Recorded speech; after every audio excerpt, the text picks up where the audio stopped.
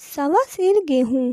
शंकर नामक एक ऐसे सीधे साधे और भोले भाले किसान की कहानी है जिसे धोखे से ऋण के जाल में फंसा दिया जाता है। शंकर एक भोला भाला किसान है। वह किसी तरह अपना जीवन यापन करता है। उसे 2 जून का खाना भी बड़ी मुश्किल से मिलता है। उसकी जिंदगी खस्ता हाल में गुजर रही थी। इसी बीच उसके जीवन में एक ऐसी घटना घटित होती है जिससे उसका जीवन नरकीय हो जाता है।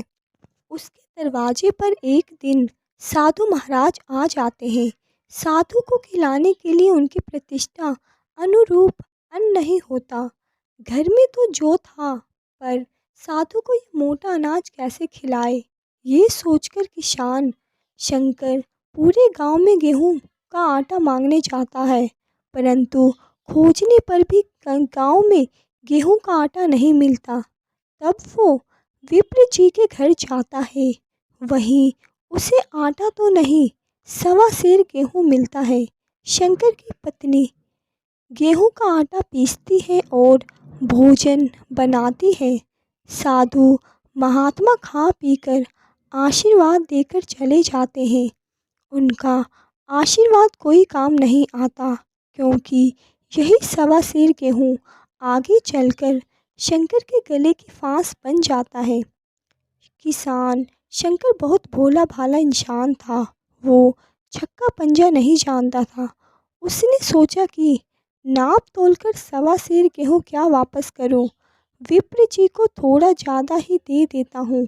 इस तरह शंकर लगातार ब्राह्मण महाराज यानी विप्र जी को खलिहान देते वक्त एक आध सेर अनाज ज़्यादा ही दे दिया करता था।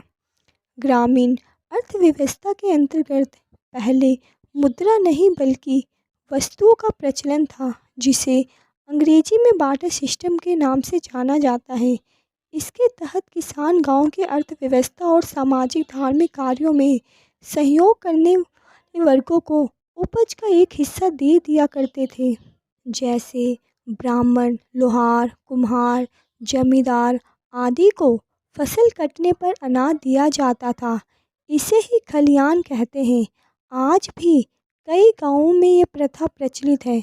7 साल बाद अचानक एक दिन विप्र जी ने शंकर से कहा, कल घर आकर अपने बीज का उधार हिसाब कर लेना। तेरे यहाँ 5 मन गेहूँ कब से बाकी पड़ा है।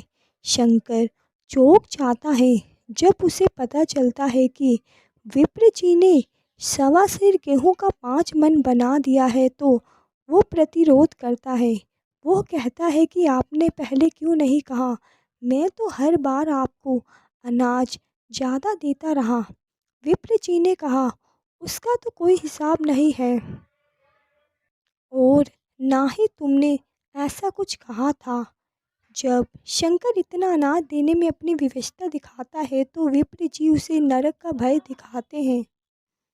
अशिक्षा की वजह से शंकर डर जाता है और सोचता है कि एक तो ऋण और वो भी ब्राह्मण का, वही में नाम रह गया तो सीधे नरक में जाऊंगा।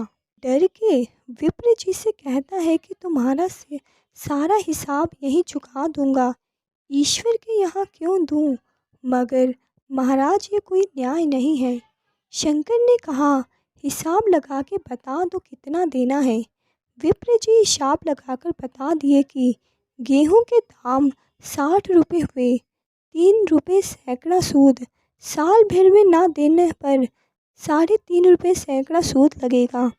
इस तरह दस्तावेज लिख दिया गया। दस्तावेज की तहरीर पर 1 रुपया भी शंकर को देना पड़ा। शंकर दिन रात मेहनत करके तथा सिर्फ जीवित रहने के लिए एक समय भोजन करता और अपनी चिल्लम भी त्याग दिया ताकि पैसे बचाकर जल्दी से उधार चुकता कर सके। इस ध्रुव संकल्प का फल आशा से बढ़कर निकला। साल के अंत में 60 रुपये जमा हो गए। रुपये लेकर शंकर विप्र जी के पास गया और 60 रुपये उनके चरणों में रख दिया। विप्र जी ने कहा, सूद के 15 रुपये कहाँ हैं। शंकर बोला, अभी इतना लेकर मुझे ऋण मुक्त कीजिए, बाकी भी दे दूंगा। किंतु विप्र जी न माने। शंकर पूरे गांव में घूम आया पर उसे 15 रुपये किसी ने ना दिए, क्योंकि विप्र जी के शिकार की मदद करके कोई भी उनके कोप का भाजन नहीं बनना चाहता था। किसान साल भर तक जी तोड़ मेहनत करने के बाद भी जब वे पूरी तरह से ऋण चुका ना पाया तो उसका उत्साह क्षीण हो गया। मेहनत से उसे घृणा होने लगी और शंकर हार मान लेता है तथा समझ लेता है कि अब वह ऋण नहीं चुका सकता। थोड़ी बहुत मजदूरी करके अपना जीवन यापन करता है। अंत में वो 1.25 सेर गेहूं के बदले विप्र जी का बंधुआ मजदूर बन जाता है। बंधुआ मजदूर की स्थिति में ही उसकी मृत्यु हो जाती है। इसके बाद उसका बेटा विप्र जी के यहाँ बंधुआ मजदूर बन जाता है।